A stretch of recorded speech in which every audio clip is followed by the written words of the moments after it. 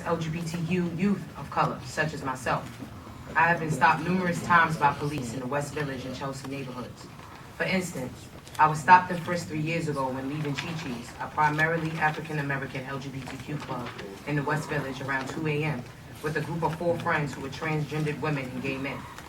As we left the club, we were immediately stopped by police, who told us to put our hands on the wall. They told us it was a routine search. There was no reason to believe that we were committing any crime. But we did what they told us. I was facing a wall, they pat my arms down, ran their hands in between my chest, patted my pockets, then went inside my pockets and pulled my wallet out. Checked my ID and made sure none of us had any warrants, then told us we were free to go.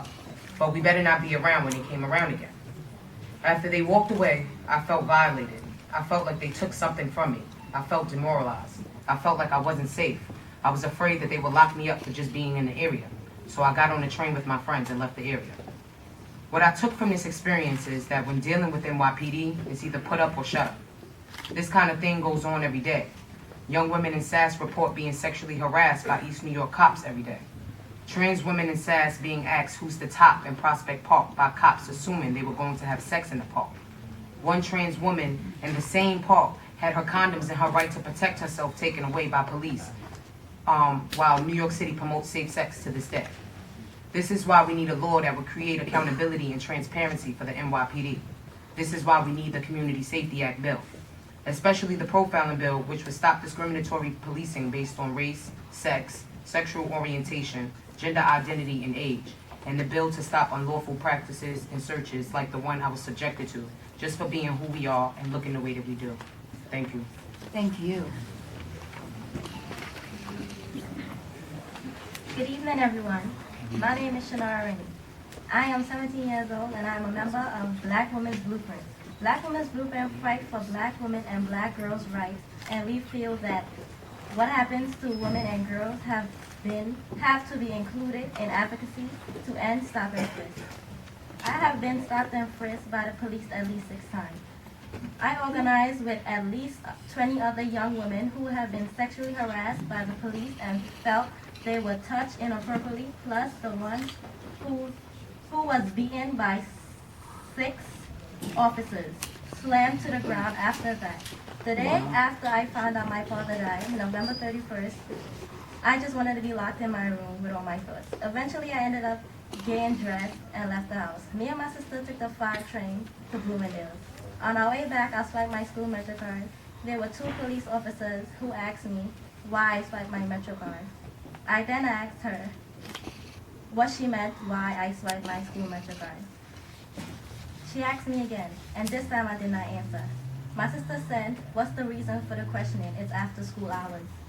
She then went on to explain to the officer there was a death in the family.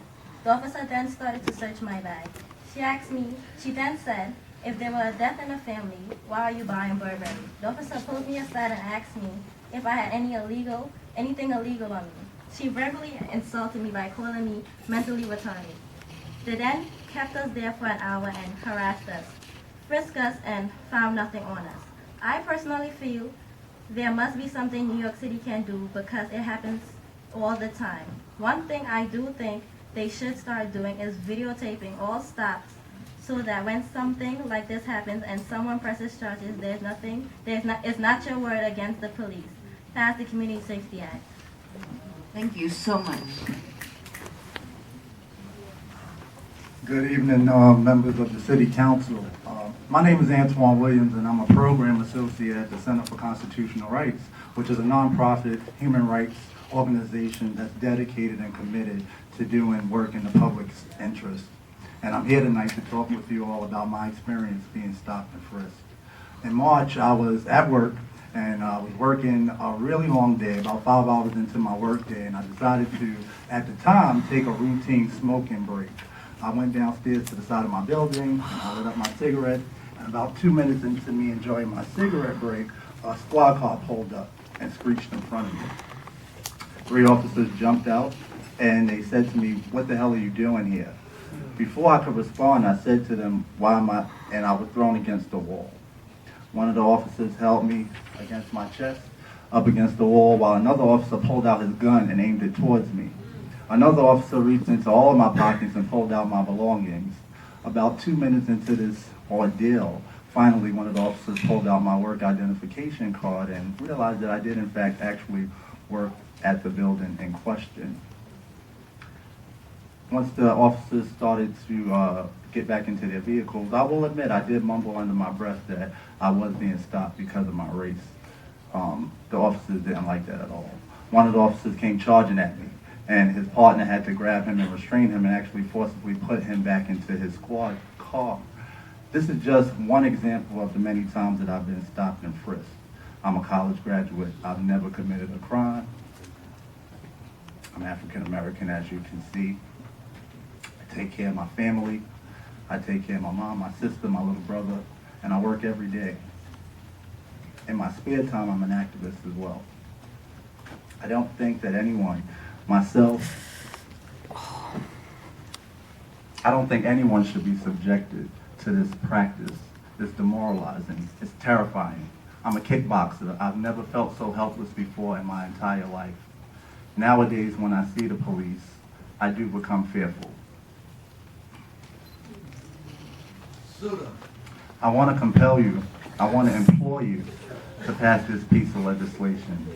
It's extremely important that you guys create this protection for New Yorkers like myself and others. We need it. We don't deserve this type of treatment.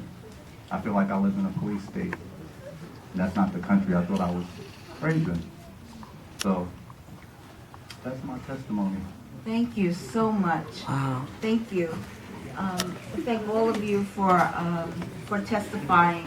Because we have so many, we're going to keep our commentary to a